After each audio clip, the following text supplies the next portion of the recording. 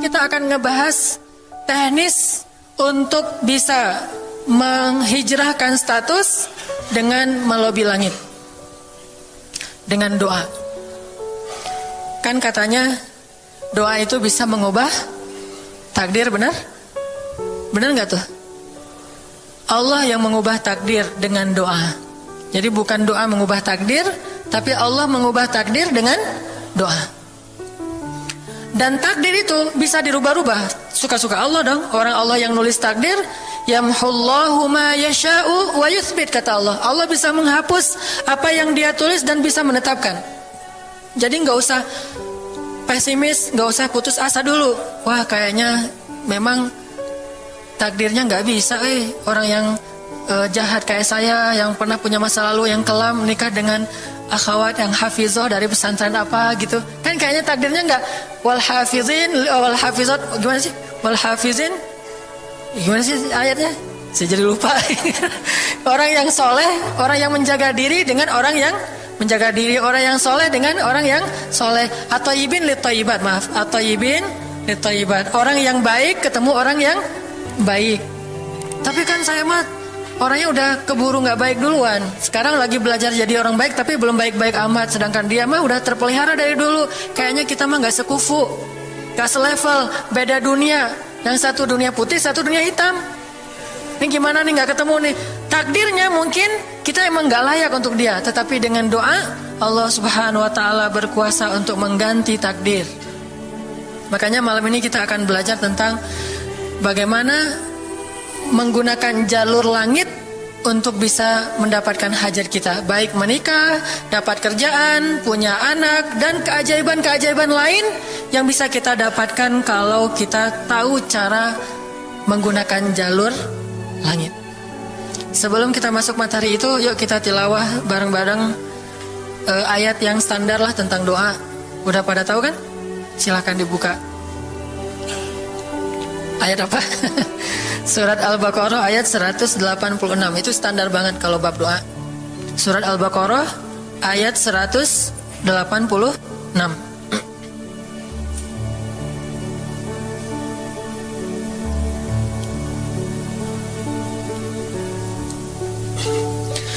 A'udzu billahi minasy syaithanir rajim. Enggak?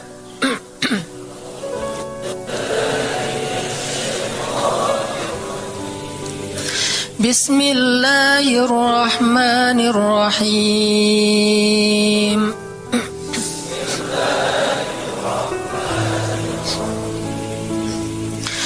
Wa idza sa'alaka 'ibadi 'anni fa inni qarib.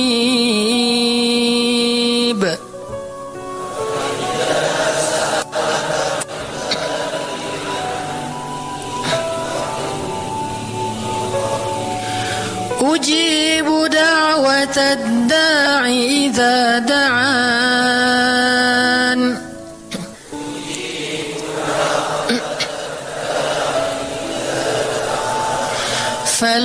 فليستجيبوا لي وليؤمنوا بي لعلهم يرشدون.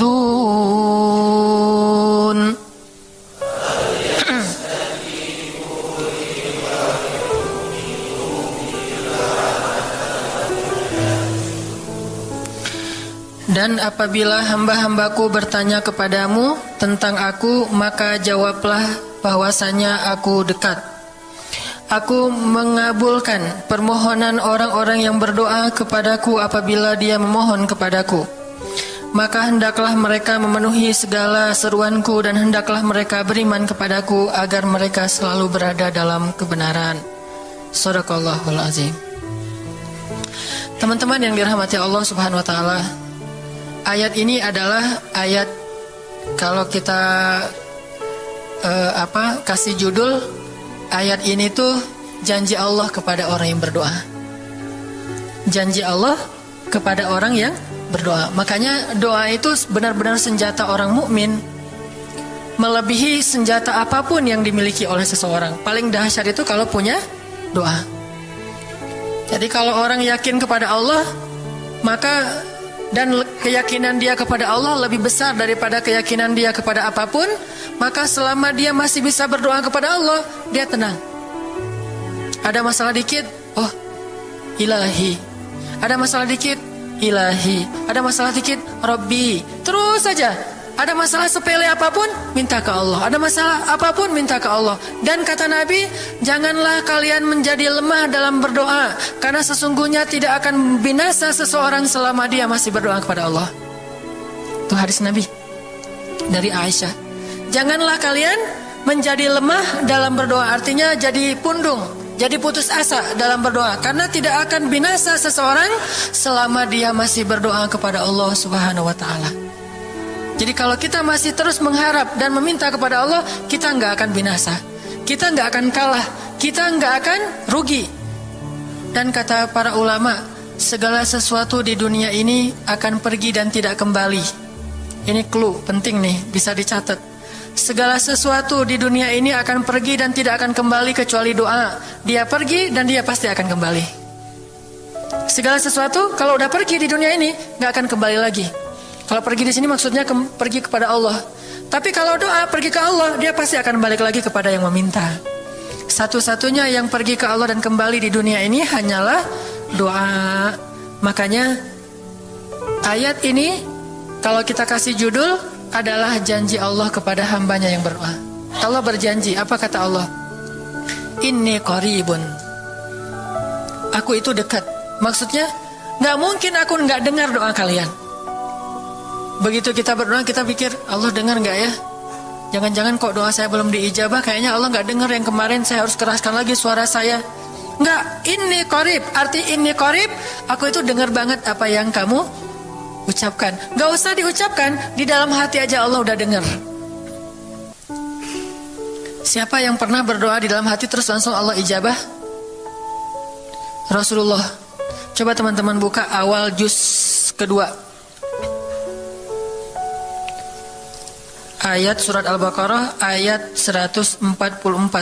Itu gara-gara Nabi ada harapan di dalam hati tapi gak berani ngomong gitu ke Allah, cuma dipendam di dalam hati doang. Tapi langsung diijabah oleh Allah. Ayat surat Al-Baqarah ayat 144.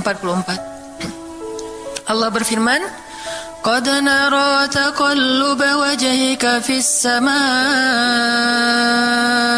falanuwalliyannaka qiblatan tardaha fawalli wajhaka shatral masjidil haram wa haitsu ma kuntum fawallu wujuhakum shatrah wa innal ladzina utul الكتاب ليعلمون أنه الحق من ربهم وما الله بغافل عما يعملون.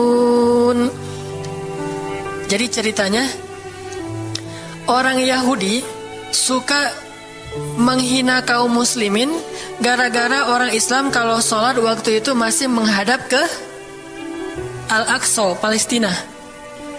Jadi kata orang Yahudi itu, lihat orang Islam mah fake, suka niru. Kita sholat menghadap Al-Aqsa, mereka sholat menghadap Al-Aqsa. Berarti agama mereka itu adalah agama yang meniru agama kita, nggak original. Sering diperolok-olok, setiap kaum muslimin sholat dihina sama mereka. Akhirnya Nabi ngerasa sedih. Wah, gimana ya caranya? Sehingga setiap sore Nabi berdiri di suatu bukit, kemudian lihat ke langit, cuman gak ngomong, gini aja ke langit. Membatin, bayangin, pernah gak teman-teman membatin ke Allah? Ini yang harus kita coba lakukan, belajar membatin kepada Allah. Itu romantis banget. Jadi duduk sendiri, Allah, ngomong gitu dalam hati. Dan yakinlah ini qarib, Allah tuh dengerin. Jangan pikir saya kayak ngomong sendiri, kayak orang kurang waras. Enggak, Allah itu mendengar. Jadi kita batin aja sama Allah, ngomong dalam hati, ya Allah, saya tuh lagi gini, ada masalah. Ngomong dalam hati kita, please Allah, please, gitu ya. Nah, itu kalau kita membatin, inni qaribun wa asirru qaulakum awijharu bih innahu alimun bidzatis sudur. Jadi Nabi nggak enak mau ngomong, ya Allah tolong dong pindahin kiblat dari Masjidil Aqsa ke Masjidil Haram. Soalnya daripada dikata-katain melulu sama orang Yahudi, mau ngomong kayak gitu tuh nggak enak sama Allah. Malu Rasul ke Allah. Masa kiblat aja minta dipindahin. Akhirnya Nabi cuma ngelihat ke langit aja tiap hari. Udah selesai pulang. Besok lihat lagi ke langit. Turunlah ayat ini. Sesungguhnya kami telah melihat bagaimana kamu selalu menengadahkan wajahmu ke langit, maka kami palingkan kiblat ke arah yang kamu sukai. Coba lihat. Turun wahyu untuk merespon doa Nabi yang bahkan belum diverbalkan, belum diucapkan dengan kata-kata, tapi Allah udah ngerespon. Ini kan keajaiban doa nih. Cuman kita seringnya ngerasa udah minta berkali-kali kok nggak dikasih-kasih. Kita belajar sekarang. Rasul nggak usah minta pakai verbal, cuman membatin doang dalam hati, Allah udah ngasih. Pernah nggak teman-teman ngerasa kayak gitu? Ada kepengen sesuatu, tiba-tiba terwujud. Pernah kan? Tapi kepengennya yang baik-baik. Pengen misalnya, aduh, saya pengen banget umroh, cuman mau ngomong kayak gitu mah, saya mah orangnya kayaknya nggak mungkin bisa umroh kalau ngandalin harta. Orangnya nggak mampu, kerjanya juga pas-pasan, gimana mau umroh, untuk makan aja susah. Tapi pengen banget dalam hati kita. Dan itu rindunya tuh rindu banget. Setiap kali ngelihat video atau tayangan di TV tentang umroh dan haji, menitikkan air mata. Saking kangennya ke Baitullah. Allah tahu itu dalam hati kita. Tiba-tiba ada jalan. Ada aja jalannya. Dan bisa dikasih sedekah, bisa juga hadiah, bisa juga door prize, bisa juga macam-macam. Pokoknya ada jalan aja, tiba-tiba bisa umroh. Dan saya sering banget membawa orang umroh. Di antara jamaah itu selalu ada 1 atau 2 orang yang umrohnya itu miracle, keajaiban dari Allah. Ketika saya cari tahu alasannya apa, ternyata emang dia dari dulu pengen banget umroh, cuman nggak bisa ngandelin hartanya. Allah kasih jalan yang lain. Bukankah Allah itu memampukan yang diundang, bukan mengundang yang mampu? Kan itu yang sering kita dengar kan? Allah tidak mengundang yang mampu, tetapi memampukan yang diundang. Kalau udah Allah undang, pasti mampu. Kalau Allah nggak ngundang, walaupun dia mampu nggak akan bisa. Jadi Allah bukan mengundang yang mampu, tetapi memampukan yang diundang. Sehingga kita kalau hati kita kayaknya pantas diundang, Allah undang tuh. Begitu juga dalam urusan rezeki. Aduh, saya pengen kerjaan yang kerjaannya itu lebih halal, lebih nyaman, bisa sholat berjamaah tepat waktu, ada waktu juga buat keluarga, bisa juga berdakwah ke teman-teman. Akhirnya membatin kita itu karena kuat banget, Allah wujudkan. Ini artinya Allah qaribun, Allah maha dekat. Sehingga kalau kita pengen doa kita itu powerful, belajar dari as-siqah billah. Tips pertama adalah as-siqah billah. Percaya deh sama Allah. Percaya sama Allah. Jangan berdoa dengan ragu-ragu. Kayak kita datang kepada seseorang untuk minjem duit, tapi kita ragu, dia nih kayaknya orangnya susah kalau dipinjemin. Kalau minta dipinjemin gitu, ini saya lagi ada masalah dikit nih, boleh minta bantu nggak? Apa?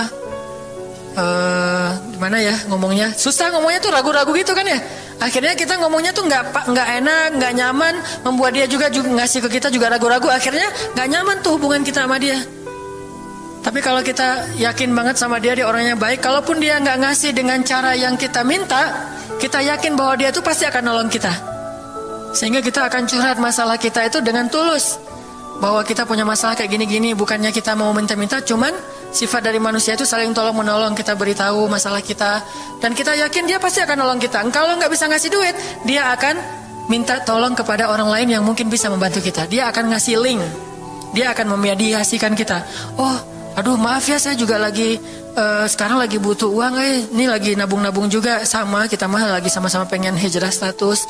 Cuman nih saya kenal ada temen nih yang dia alhamdulillah orangnya tuh suka banget bantu orang lain. Mungkin saya bisa merekomendasikan, saya bisa bantu kamu, ayo kita jalan bareng, ngomong sama temennya. Pokoknya kita yakin dia bisa nolong. Nah kalau kita yakin, percaya sama Allah, Allah itu gak butuh perantara. Allah bisa nolong kita dengan cara apapun. Walaupun takdirnya udah ditulis, kamu tuh gak akan punya istri sampai meninggal dunia. Ya Allah, masa gitu sih? Nggak akan punya istri. Ya Allah, tapi gimana, masa saya mau hidup sendiri terus? Kamu nggak akan punya istri, kata malaikat teh. Ini orang doanya, katakan malaikat dengerin doa kita ya. Kalau di hati malaikat nggak tahu, tapi kalau di lisan kita doa, ya Allah, beri saya seorang suami yang benar-benar bisa mendidik agama saya. Kata malaikat, Neng, ganti doa yang lain aja tuh Neng. Itu mah takdirnya udah ditulis, Neng gak akan punya suami, kata malaikat. Kita mah walaupun malaikat ngomong gitu, biarin aja. Ya Allah, Engkau Maha Rahman, Maha Wadud, Engkau bisa mengubah takdir. Kata malaikat, ya juga sih, cuman takdirnya udah ditulis Neng. Ya Allah, terus aja. Tiba-tiba tok, Assalamualaikum, Waalaikumsalam. Ayahnya nemuin, ternyata pas kita nguping dari kamar, wah itulah calon pangeran kita yang datang untuk melamar kita, calon raja, calon imam. Malaikat heran-heran, wah subhanallah nih, si Enang ini gak putus asa dalam meminta. Kita juga gitu, doa aja terus. Walaupun takdirnya sudah ditulis, karena Allah bisa mengubah takdir lewat doa dan harapan. Masih ingat cerita seorang ibu di zaman Nabi Musa dulu? Yang datang kepada Nabi Musa bilang, ya Nabi Allah, ya kalim Allah, saya gak punya anak, udah tua kayak gini, bisa gak ya saya minta tolong Nabi Musa doa kepada Allah supaya saya punya anak. Kata Nabi Musa, bisa aja sih, gak apa-apa ibu. Ya udah saya doain, ya Allah, ini ada ibu minta anak. Kata Allah, ya Musa bilang ke dia gak akan punya anak, itu sudah takdirnya. Kata Nabi Musa, ibu maaf, udah ada jawaban nih dari Allah. Gimana ya Nabi Musa? Allah bilang takdir ibu gak akan punya anak. Oh gitu ya, ya udah deh pulang. Sampai di rumah, ya Rahim, ya Rahim, doa aja terus. Besok datang lagi, karena dia pengen tahu kabar dari langit. Nabi Musa itu bisa bicara ke langit. Ya Nabi Allah, saya mau tahu nih, kira-kira Allah sudah memperkenalkan belum ya permintaan saya? Permintaan apa? Pengen punya anak. Tapi kan kemarin udah, kata Allah takdirnya gak akan punya anak. Ya coba aja dulu sekali lagi, siapa tahu sudah mau. Sekarang Allah memperkenankan. Wah ini benar-benar dia husnuzan sama Allah, siqah, percaya sama Allah. Gak percaya kepada yang lain, percaya sama Allah aja. Nabi Musa karena udah terus aja direngekin minta gitu, Nabi Musa bilang, ya Allah, ini ada ibu yang kemarin, gimana dong ya Allah? Kata Nabi Musa, kata Allah, ya Musa, takdirnya dia gak akan punya anak. Bilang sama dia, ibu udah terima aja takdir ibu gak akan punya anak. Oh ya, pulang lagi, ya Rahim, terus saja sepanjang malam, sepanjang hari doa, berhari-hari datang lagi kepada Nabi Musa. Ya Nabi Allah, udah berubah belum? Udah mau belum Allah ngasih saya anak? Kan udah kemarin takdirnya, tapi coba lagi, sekali lagi aja. Nabi Musa minta lagi ke Allah, kata Allah masih yang sama, pulang lagi, gak datang-datang lagi ke Nabi Musa. Setelah beberapa bulan, datang-datang bawa bayi. Assalamualaikum, sudah semangat sekarang, beda gitu ya. Kalau dulu Assalamualaikum, melas gitu ya. Sekarang Assalamualaikum, hai Nabi Musa. Kata ibu, ibu yang kemarin? Ya itu siapa? Anak saya. Anak ibu? Anak kandung maksudnya, bukan nyuri. Nggak, anak kandung saya ini Nabi Musa. Wah, Nabi Musa nggak wah sih, subhanallah kalau Nabi Musa. Kalau saya mah wah gitu ya. Kalau Nabi Musa, masya Allah. Nabi Musa tanya ke Allah, ya Allah, itu ibu yang kemarin katanya takdir nggak akan punya anak, kok bisa punya anak? Ceritanya gimana Allah? Ceritain dong. Saya kok nggak update gitu informasinya, kata Nabi Musa. Allah ngasih update. Kata Allah, Musa, setiap kali aku bilang dia gak akan punya anak, dia terus berdoa dengan menyebut ya Rahim, ya Rahim. Allah itu kan senang banget dipuji, dan Allah lebih berhak untuk dipuji. Kalau kita senang dipuji gak baik. Kalau Allah senang dipuji, emang punya hak untuk dipuji kan? Allah senang dipuji. Dia bilang ya Rahim, kamu bilang gak akan punya anak, dia bilang ya Rahim, terus saja berharap. Wahai Musa, sesungguhnya rahmatku mendahului takdir. Rahmatku mendahului takdir. Akhirnya dengan sifat rahim, Allah mengubah takdir ibu ini. Walaupun secara ilmiah gak mungkin punya anak karena sudah menopause, tetapi Allah yang memiliki kekuasaan atas segala sesuatu. Nah, tips pertama adalah kalau kita pengen doanya powerful, melahirkan mukjizat dan keajaiban, adalah ats-tsiqah billah. Harus percaya sama Allah. Pertama, percaya bahwa Allah Subhanahu wa taala itu Maha Kuasa mengubah apapun yang dia kehendaki. Apa yang Allah ingin, masya Allah, kan pasti terjadi. Wa man lam yasha lam yakun. Kalau Allah nggak pengen, nggak akan terjadi. Jangan suuzon sama Allah terus bilang, nggak enak banyak minta, amal saya sedikit, mending saya beramal aja nggak usah banyak minta. Jangan memperlakukan Allah seperti kita memperlakukan makhluk. Orang kalau kita banyak minta, dia akan kesulitan. Lama-lama dia akan merasa terganggu. Tapi Allah kalau nggak diminta, dia marah. Manusia kalau kita minta banyak-banyak, dia marah. Allah kalau kita nggak minta, dia malah marah. Masya Allah ya, luar biasa. Allah tuh senang banget kalau hambanya meminta. Sehingga di antara hamba yang paling Allah cintai, di antara hamba-hambanya, hamba yang paling banyak menengadahkan wajah dan telapak tangannya. Ilahi, ilahi, minta sama Allah. Allah tuh suka banget diminta. Orang yang suka meminta itu bahasa Arabnya awwahun. Inna Ibrahim la awwahun halim. Ibrahim itu hamba yang awwahun halimun. Awwah halim. Halim itu artinya menahan amarah. Awwah da'a. Da'a artinya banyak berdoa.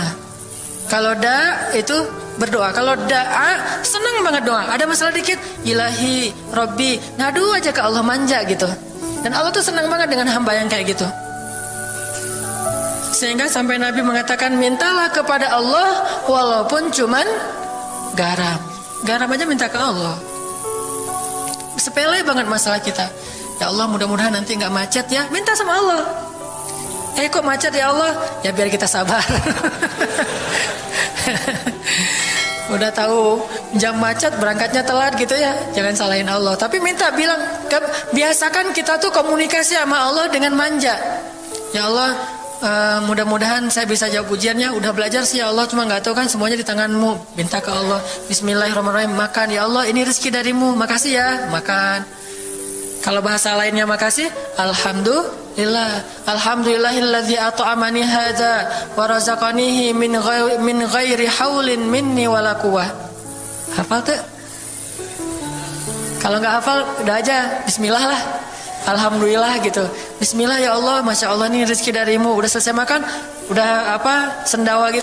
Alhamdulillah, Allah baik banget. Ngomong sama Allah, sering-sering komunikasi sama Allah. Dan Allah itu wa huwa ma'akum aina ma kuntum. Dia bersama kalian dimanapun kalian berada. Bersama ya, bukan ada. Kalau ada itu beda. Allah di mana-mana itu beda. Tapi Allah bersama kalian itu artinya Allah melihat, Allah mendengar, Allah menyaksikan, Allah mencatat, Allah maha menilai bersama kita. Kalau ada, dia bertempat. Sehingga nanti kalau ada anak bilang, "Mah, Allah di mana?" Allah ada di mana-mana, Dek. Tadi dia malah karena cerdas, kalau gitu di WC juga ada, kan nggak boleh kan? Ini jawaban yang keliru, kurang filsafat. Allah itu bukan ada di mana-mana. Allah bersama kita dimanapun kita berada. Itu beda. Kalau bersama, ma'iyah artinya Allah melihat, menyaksikan, mendengar, menghargai, dan terus memelihara dimanapun. Sehingga nggak usah khawatir bahwa ini mah nggak di masjid, nggak apa-apa. Selama bukan di tempat yang najis, seperti di kamar mandi atau di mana yang tempat-tempat yang nggak boleh, kita itu mah nggak. Tapi yang di tempat yang umum, di pasar, di jalan, lagi di kendaraan, di dalam masjid, di luar masjid, Allah, ilahi, Rabbi. Kalau perlu lebih manja lagi, pakai irama dikit, Allah gitu. Kayak orang manggil temennya gitu. Atau kita miss call Allah dulu. Ya Allah, udah nggak ngomong apa-apa. Itu miss call, miss call Allah. Ngapain miss call? Caper, kangen sama Allah. Allah gitu lagi. Itu zikir kan? Allah, Allah, Allah. Kata Allah, ada apa hambaku? Allah lagi terus saja Allah di miss call berkali-kali. Pas Allah buka, wah 100 miss call. Allah 100 kali zikir. Udah 100 kali miss call, Allah yang telepon balik. Ada apa hambaku? Wah, ditelepon sama Allah. Lewat kejadian-kejadian hidup, tiba-tiba ada kejutan dari Allah. Langsung bilang sama Allah, thanks Allah. Kan romantis tuh sama Allah. Jangan cuma sama cewek doang bilang thanks, segala macam bahasa-bahasa yang keren. Sama Allah juga harus keren. Tapi setelah thanks, alhamdulillah, karena itu yang paling baik. Intinya harus percaya sama Allah. Allah tuh senang banget didoain. Kita berdoa kepadanya gitu. Allah tuh senang. Terus makna percaya sama Allah juga, kita percaya bahwa Allah itu nggak akan ngecewain orang yang berdoa. Ujibu da'watad da'i idza da'an. Aku pasti mengijabah doa hamba-hamba yang berdoa kepadaku. Enggak usah khawatir, pasti diijabah. Tapi kok masih belum aja Ustadz? Nah, kita harus belajar apa itu makna diijabah. Jangan-jangan Allah udah mengijabah, kita nggak ngerti. Kayak ada analogi tentang orang yang tenggelam, terus dia meninggal sambil menuduh Allah, Allah kok nggak nolong saya? Bukankah aku sudah mengirim pelampung? Jadi pelampung itu cara Allah menolong kita. Kita berharap ditolongnya tiba-tiba selamat aja di pantai. Nggak kayak gitu. Allah punya cara. Sehingga kita harus belajar memahami maksud Allah. Allah maksudnya apa? Di antara cara Allah mengijabah, kata para ulama, satu, Allah mengijabah persis seperti yang kita minta.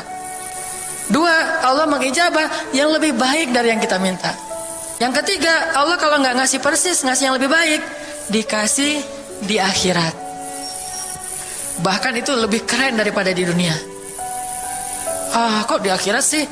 Ntar dulu. Akhirat itu jaraknya nggak jauh dengan kita. Cuma 60 tahun. 60 tahun tuh cepat banget loh. Sekarang rata-rata usianya berapa? Bahaya kalau nanya usia. Kalau saya mah udah setengah, udah 30-an tahun. Teman-teman pasti masih 17 ya. Angkat tangan yang 17. Nggak ada, di bawah 20 tahun, di bawah 20 tahun. Yang di atas 40. Nggak berani ngangkat tangan, ada sih. Artinya waktu 60 tahun itu nggak lama, sebentar doang. Jadi analoginya gini, kita lagi kuliah, pengen nikah. Terus kita naksir sama seorang cewek cantik banget. Dan saking cantiknya sampai kita cuma bisa bermimpi. Wah, saking cantiknya kayaknya nggak mungkin banget buat kita. Tiba-tiba ayahnya bilang, "Dek, kamu senang sama anak saya?" "Yang mana, Pak?" Masih nanya yang mana. Takutnya yang tadi kebalik. Ini yang lagi kuliah yang namanya si Fulanah misalnya. Sebutlah namanya Nisa apa gitu ya. Terus dia bilang, "Boleh, Bapak setuju kamu nikah sama anak saya, tapi ditunda dulu sampai kamu lulus kuliah." Kita seneng gak tuh? Sampai lulus kuliah, nggak apa-apa. Masa kita mau bilang, nggak mau Pak kalau lulus kuliah, mending nggak usah deh, saya mau yang sekarang. Pasti nggak gitu kan? Karena kita tahu ini cantik banget, keren banget, soleha banget, idola banyak cowok-cowok di kampus, dikasih buat kita. Syaratnya cuma satu, tunggu lulus kuliah 4 tahun lagi. Pasti kita akan sabar banget menanti itu. Nggak mungkin kita bilang, "Pak, Bapak kalau nawar yang serius dong, 4 tahun mah lama tuh Pak." Yang kedua, tips supaya doa kita powerful. Kalau doa sama Allah itu yang romantis. Bahasa Arabnya munajat, curhat sama Allah. Dan doa itu ibadah, bukan sekedar permintaan, bukan cuma request, tapi ibadah. Jadi kalau orang rajin doa sama Allah itu akrab sama Allah. Dan kalau akrab jadi romantis sama Allah, enak gitu, hubungannya dengan Allah tuh adem banget, nyaman banget. Pas dia berdoa, Ilahi, gini ngomong kayak Nabi Zakaria yang tadi di surat Maryam pas sholat rakaat kedua. Apa kata Zakaria? Ini bentuk curhatnya Zakaria. Qala rabbi inni wahana al-'azmu minni washta'ala ar-ra'su shayba wa lam akun bidu'aika rabbi syaqiyya. Nabi Zakaria doa romantis, suaranya pelan.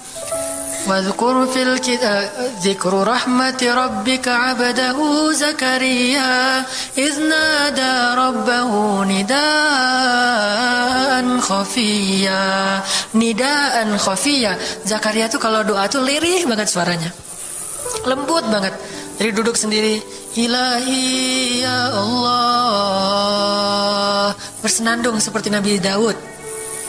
Romantis sama Allah, bukan ya Allah, itu mah doa khusus untuk perang itu mah. Doain Palestina, doain Suriah itu harus tegas. Kayak Nabi kalau berdoa itu dengan menelunjuk. Kadang Nabi mengangkat tangan, kadang Nabi mengangkat kedua tangan sampai tinggi, kadang Nabi nggak mengangkat tangan, kadang Nabi memakai telunjuk. Semuanya itu sunnah. Jangan kita saling debat masalah, nggak boleh angkat tangan. Kadang Nabi mengangkat tangan, kadang Nabi tidak mengangkat tangan, kadang Nabi malah menunjuk gini. Kalau urusannya bab perang, biasanya gini. Ya Allah, ya Allah, bukan nyuruh Allah ya. Beda kesannya nelunjuk Arab dengan nelunjuk Indonesia. Kalau Arab, ngapain lo nunjuk-nunjuk gue? Kan gitu ya. Kalau Allah mah nggak kayak gitu. Allah pakai bahasa Arab, jadi pakai filsafat Arab. Nelunjuk itu maknanya sangat berharap dan tegas gitu.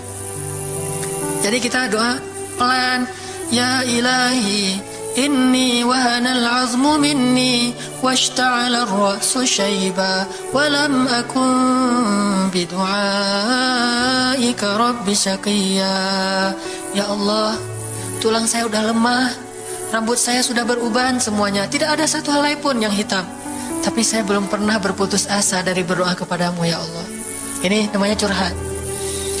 Wa inni khiftul mawaliya min warai. Ya Allah, saya takut banget kalau saya meninggal tidak ada yang meneruskan dakwah saya, sedangkan Bani Israel itu mudah tergelincir.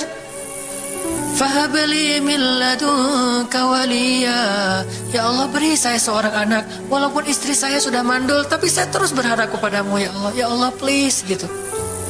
Waj'alhu rabbi radiyya. Ya Allah, jadikan anak itu yang sangat engkau ridhoi. Minta Nabi Zakaria ke Allah. Tiba-tiba dapat kejutan. Ya Zakaria, inna nubashiruka bi ghulam. Wahai Zakaria, bergembiralah, kamu akan punya seorang anak laki-laki. Itu hasil curhat ke Allah. Langsung Allah kasih nama. Ismuhu Yahya, lam naj'al lahu min qablu samiyya. Namanya Yahya, kata Allah. Jangan cari lagi di Google. Udah ada namanya tuh, nggak perlu lagi nyari di googling gitu, nama yang bagus apa gitu kan ya. Lagi serius-serius. Ismuhu Yahya, itu sebaik-baik nama. Namanya datang dari langit. Ismuhu Yahya, lam naj'al lahu min qablu samiyya. Belum pernah ada anak sesoleh dia di muka bumi. Wah, ini first nih, anak paling soleh. Terus kata Allah, wahananan, anaknya lemah lembut, wazakatan, anaknya suci, wataqiya, anaknya bertakwa, namanya Hanan At-Taqi. Itu mah doa ya, bukan GR. Karena saya juga belum bertakwa. Hanya Allah yang tahu siapa yang paling bertakwa. Terus apa lagi sifatnya? Wa barram biwalidayhi, anaknya sangat berbakti kepada orang tua. Allah kasih spesifikasi anak yang Allah pengen ngasih ke Zakaria. Itu luar biasa sifat-sifatnya. Wa barran biwalidayhi, enggak pernah nyakitin orang tua. Walam yakun jabbaran 'asiyya, enggak pernah berlaku kasar, tidak pernah bermaksiat, enggak pernah berdosa tuh Yahya. Wassalam, Allah menjaga dia.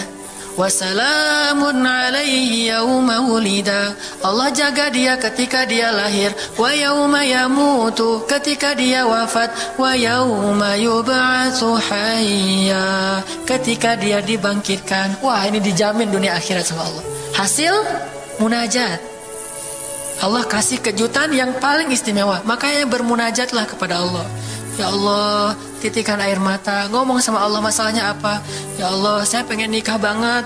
Bukan apa-apa ya Allah, saya pengen punya keturunan yang soleh-solehah.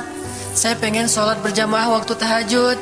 Saya pengen diimami oleh seorang imam yang baik bacaannya, yang soleh. Saya pengen mendidik anak saya berdua dengan pasangan saya. Saya pengen yang baik-baik, sebutin. Pengennya kita, hajat kita itu apa.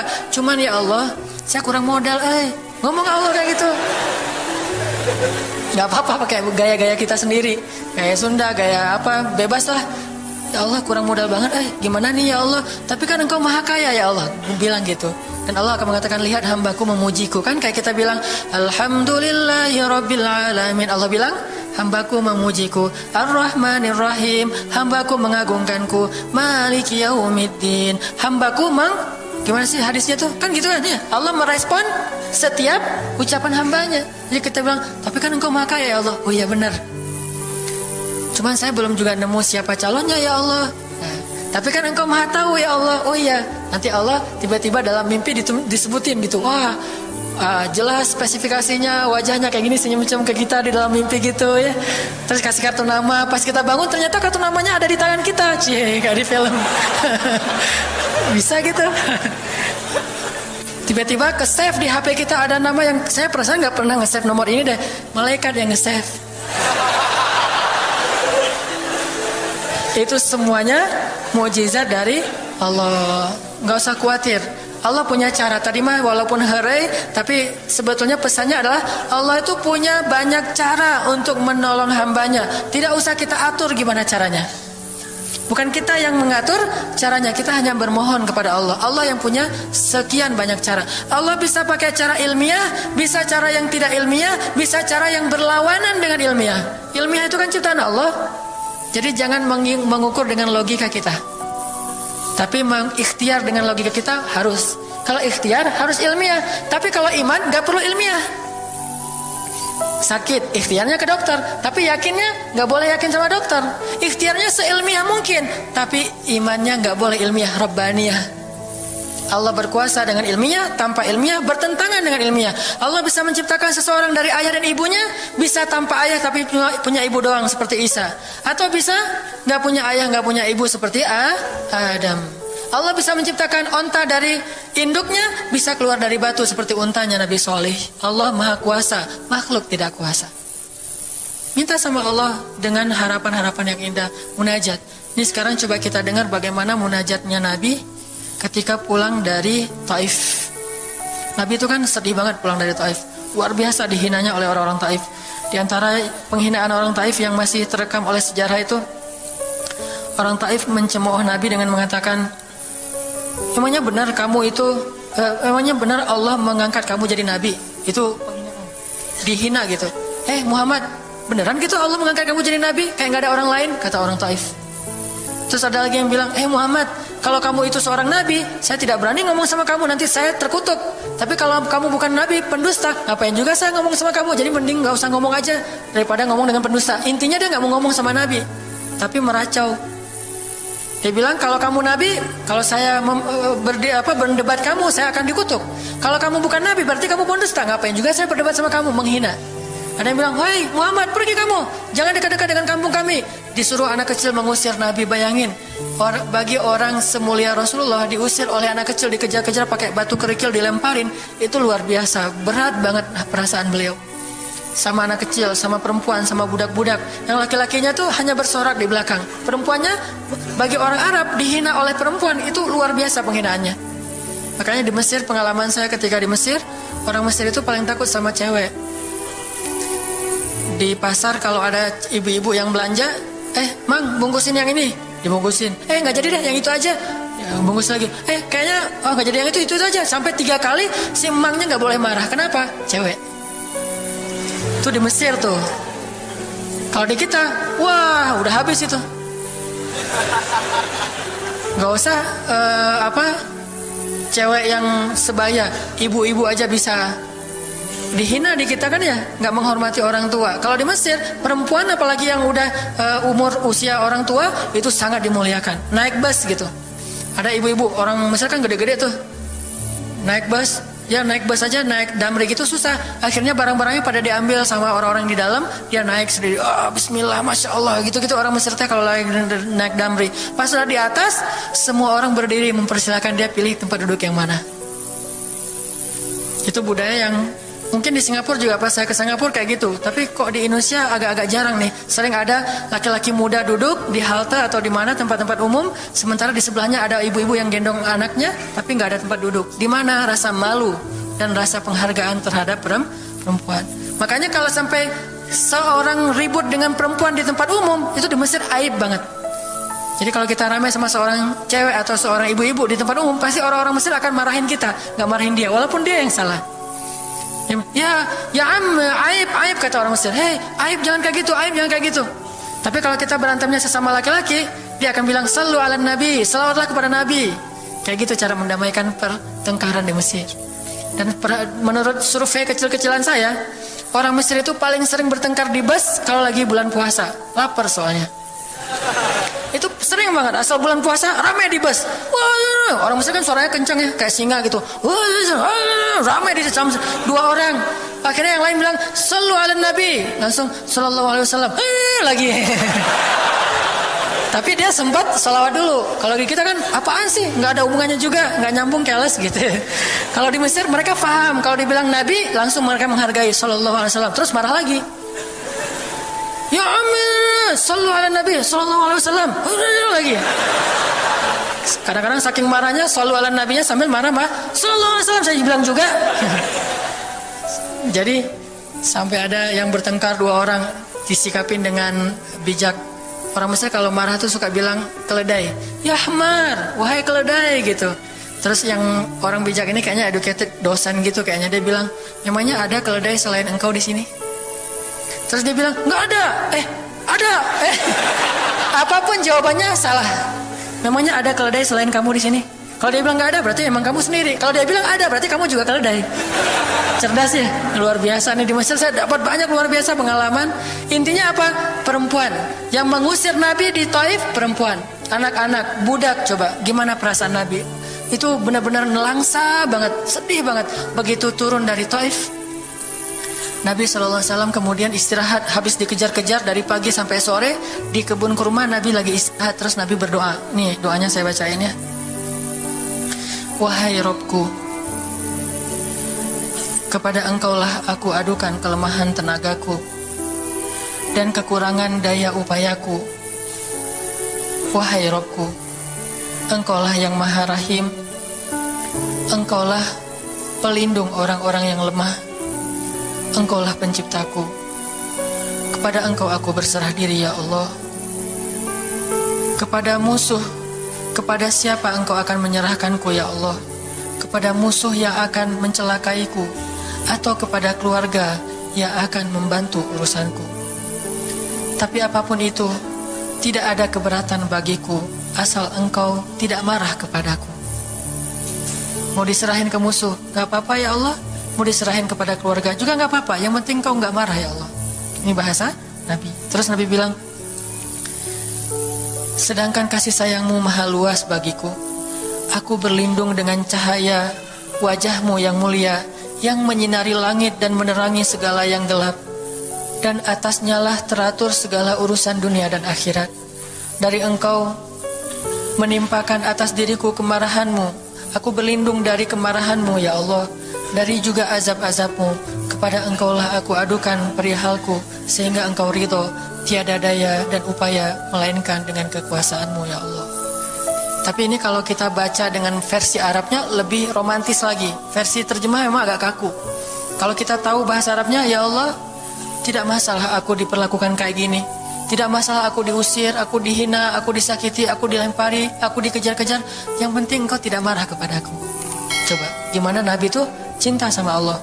Mendengar doa Nabi yang romantis banget, sambil menitikkan air mata, tubuhnya banyak bekas luka lemparan batu, bajunya itu kotor, malaikat itu sampai gak tega, sampai Jibril turun. Wahai Muhammad, kata Jibril.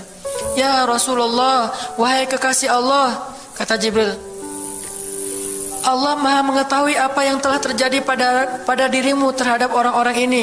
Allah telah memerintahkan malaikat gunung untuk mentaati perintahmu ya Rasulullah. Kata malaikat. Jadi kayak ada seorang anak yang nangis sedih, tiba-tiba datang ayahnya ngelus-ngelus gitu, menenangkan dia. Ya Rasulullah, Allah udah memerintahkan malaikat gunung kok, jadi menghibur gitu. Jangan sedih ya Rasul, jangan sedih, gak apa-apa, itu malaikat gunung udah siap tuh, apapun yang kamu perintahkan. Langsung malaikat gunung siap-siap gitu. Terus kata malaikat gunung, ya Rasulullah, wahai kekasih Allah, perintahkan saja kepada kami apapun. Jika engkau mau, kami akan timpakan 2 gunung ini kepada penduduk Taif, sehingga mereka mati terhimpit oleh gunung-gunung yang kami timpakan. Perintahkan ya Rasulullah, perintahkan. Kata Rasulullah, tidak wahai para malaikat. Kalaupun mereka tidak beriman hari ini, aku berharap kepada Allah, anak cucu mereka kelak akan beriman. Nabi gak sakit hati kepada orang Taif. Dan Nabi juga tidak marah kepada Allah ketika beliau diperlakukan oleh hamba-hamba Allah kayak gitu. Tetapi yang penting Allah jangan marah sama saya ya, kalau bahasa kita mah. Ya Allah maaf ya, saya jadi kayak gini nih. Tapi Allah gak marah kan? Gitu banget tuh sama Allah. Coba, dia udah habis-habisan, kemudian belum berhasil dakwahnya, masih takut sama Allah. Kayak kita ngedakwahin teman kita, terus kita dicela sama teman kita, dimusuhi oleh teman kita gak marah sama dia, gak marah sama Allah, gak bilang Allah itu sih susah ya dakwah, gak ngomong kayak gitu. Ya Allah maaf ya, dia belum menerima dakwah saya, ini pasti karena saya gak benar nih nyampainya. Ya Allah jangan marah ya sama saya, besok saya coba lagi gitu sama Allah. Terus ke orangnya gak marah karena mungkin dia fa'innahum la ya'lamun, mereka tidak mengerti. Besok akan dicoba lagi, didakwahin lagi, diajak lagi, terus aja kayak gitu. Ini munajat Nabi kepada Allah SWT. Sehingga gara-gara munajat itu malaikat turun. Sama kayak munajat curhatnya Nabi Yunus. La ilaha illa anta subhanaka inni kuntu minadh dhalimin. Subhanallah. Nabi Yunus tuh bermunajat di dalam perut ikan, lirih banget, suaranya tuh pelan banget. Tapi suara yang pelan itu menggetarkan arasy Allah Subhanahu wa taala. Kita udah teriak-teriak pakai mic, nggak ada yang bergetar. Nabi Yunus kalimatnya sederhana, tetapi dari hati banget. Benar-benar curhat. Ya Allah, tidak ada ilah selain Engkau. Aku ini udah zalim terhadap diriku sendiri. Ya Allah, maafin saya, maafin saya. Subhanallah, subhanallah, Engkau maha suci, saya ini kotor. Engkau maha suci, saya ini kotor. Terus saja sampai suara Nabi Yunus di dalam perut ikan, di dalam laut yang dalam itu menggetarkan arasy Allah di langit ketujuh. Tiba-tiba malaikat arasy bertanya, suara siapa ini ya Allah? Begitu indah, begitu lembut, meminta ampun kepadamu ya Allah. Kata Allah, itu suara hambaku Yunus. Apa yang dia minta ya Allah? Dia minta ampun kepadaku. Ya Allah, please ampunin dia ya Allah, please. Kata malaikat-malaikatnya. Semua malaikat meminta ampun untuk Yunus alaihissalam. Sehingga kemudian Allah mengatakan, ya sudah, aku ampuni dia. Tiba-tiba Nabi Yunus diselamatkan. Curhat sama Allah. Kalau ada masalah, bilang ke Allah. Apapun, ya Allah. Duduk sambil bersandar di pohon. Ya Allah, coba buka surat Al-Qasas. Gimana Nabi Musa itu suka curhat kepada Allah. Surat Al-Qasas, surat 28 ya. Ayat ini ya. Ayat 16 coba. Ketika Nabi Musa nggak sengaja bunuh orang Kipti, Egyptian. Rabbi, ini zalamtu nafsi, faghfirli ya Rabbi. Ya Rabbi, saya tuh udah zalim, maafin saya ya Allah, ampuni saya. Ada masalah dikit, ngomong ke Allah. Habis ada kesalahan, ngomong ke Allah. Terus dia bilang lagi, Rabbi, ayat 17, bima an'amta alayya falan akuna zahiran lil mujrimin. Ya Allah, janganlah Engkau jadikan aku termasuk orang-orang yang berdurhaka atau berbuat dosa. Udah. Terus ada masalah lagi. Nabi Musa diusir dari Mesir, dikejar-kejar sama tentara Firaun di ayat 21. Apa kata Musa? Rabbi, najjini minal qaumiz zalimin. Ya Rabbi, selamatkan saya dari orang-orang yang zalim. Ngomong lagi ke Allah. Udah, Nabi Musa pergi sekarang. Kemana perginya? Dari Mesir ke Yordania, Madian kalau bahasa dulu. Pergi tuh. Begitu pergi ke Madian, bilang lagi ke ayat 22. Asa Rabbi ayyahdiyani sawa asabil. Mudah-mudahan Allah kasih saya jalan ya. Ya Allah, tunjukin dong saya jalan harus kemana nih. Saya nggak tahu harus kemana larinya. Allah tunjukin. Jalan sampai ke Madian. Begitu udah selesai adegan menolong dua orang perempuan yang sedang memberi minuman ternak, Nabi Musa capek kan? Udah seharian jalan, kemudian kurang makanan, sendiri, nggak jelas negeri yang beliau tuju. Akhirnya beliau bersandar di sebuah pohon di ayat 24. Terus beliau mengatakan, Rabbi, inni lima anzalta ilayya min khairin faqir. Ya Allah, saya butuh banget kebaikan darimu ya Allah. Saya sekarang lapar, saya haus, saya nggak punya tempat tinggal. Saya sangat butuh kepada kebaikan darimu. Bilang ke Allah. Tiba-tiba habis doa kayak gitu, datanglah cewek itu dengan malu-malu kan. Ayat berikutnya, ternyata cewek itu adalah bakal jadi istri Musa. Jadi kalau ada apa-apa bilang ke Allah. Gak sengaja ngelihat Instagram, oh ada yang cantik, Rabbi, yang ini nih, yang saya gak sengaja gitu. Tapi jangan dikepoin ya, dan jangan terlalu lama ngelihatnya, sekilas saja. Atau minimal kalau nggak yang ini, yang kayak gini ya Allah, ya Allah, gitu. Ngomong nanti ketika selesai sholat. Makanya banyak-banyak doa sama Allah. Dan yang romantis, yang lembut, banyak-banyak berzikir. Jadi sebelum doa itu tasbih dulu. Tasbihnya dengan bahasa yang kita nyaman. Subhanallah, subhanallah boleh. Atau dinyanyikan juga nggak masalah dengan suara yang baik. Bukankah Nabi menyuruh kita menghiasi Al-Quran itu dengan suara kita? Dan diantara isi Al-Quran adalah zikir. Kita bisa bilang Subhanallah, Subhanallah, Subhanallah. Coba kayak gitu malam hari sendiri. Pasti orang yang lewat dekat rumah kita bakalan lari gitu ya, dikirain ada soal. Malam hari zikir di kos-kosan gitu, pada teman-teman pada kabur semuanya. Dikirain ada yang gentayangan. Subhanallah, subhanallah, subhanallah. Jadi kalau teman-teman bersiul, bersiullah dengan zikrullah. Daripada kita bersiul dengan lagu-lagu yang misalnya hanya irama biasa kan ya.